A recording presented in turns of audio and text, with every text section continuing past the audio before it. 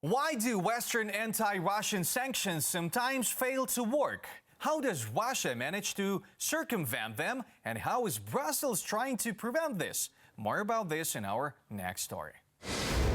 Since Russia's full-scale invasion of Ukraine, the European Union has already imposed 10 packages of sanctions. All restrictions are aimed at hitting the Russian economy and thus preventing it from supporting the Kremlin's war machine. Over the past year, more than 1,400 individuals, along with more than 200 legal entities, have been added to the EU sanctions lists. In addition, Brussels has restricted Russia's access to the EU capital markets.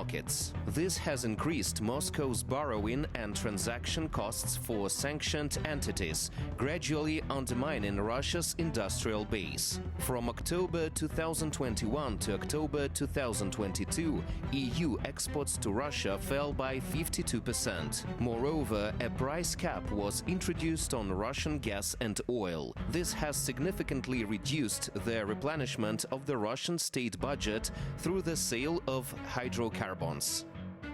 10th package of sanctions targets those who are instrumental in the continuation of this brutal war. We are taking more measures tackling the banking sector, access to dual-use technology and advanced technologies. We will continue to increase pressure on Russia, and we will do it for as long as needed until Ukraine is liberated from the brutal Russian aggression.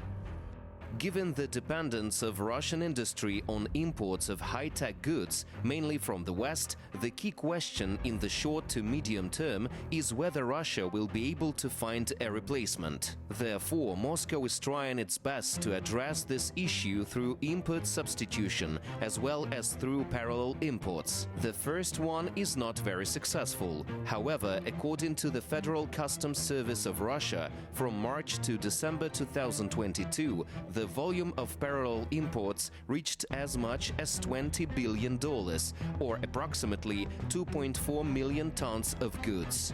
Belarus, Kazakhstan and Central Asian countries have become the main alternative channel for importing products from Europe, the US and Japan into Russia and exporting Russian goods to foreign markets. Therefore, the new 11th package of anti-Russian sanctions will mainly contain mechanisms that will close the door to Russia's ability to circumvent the restrictions already in place. We have introduced the possibility in the 10th package on listing either personalities or companies or entities where we see, also in third countries, that they circumvent the sanctions.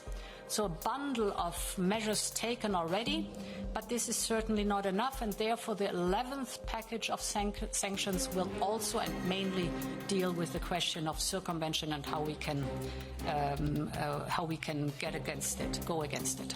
This package is already being prepared. According to Politico, discussions started this week.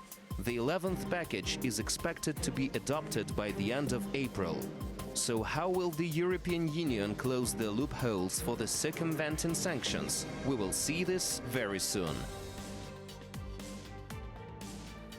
Thanks for watching our YouTube channel. Latest news, trends and analytics on all about Ukraine. Like, share and subscribe. Any questions, proposals and comments, contact us via email.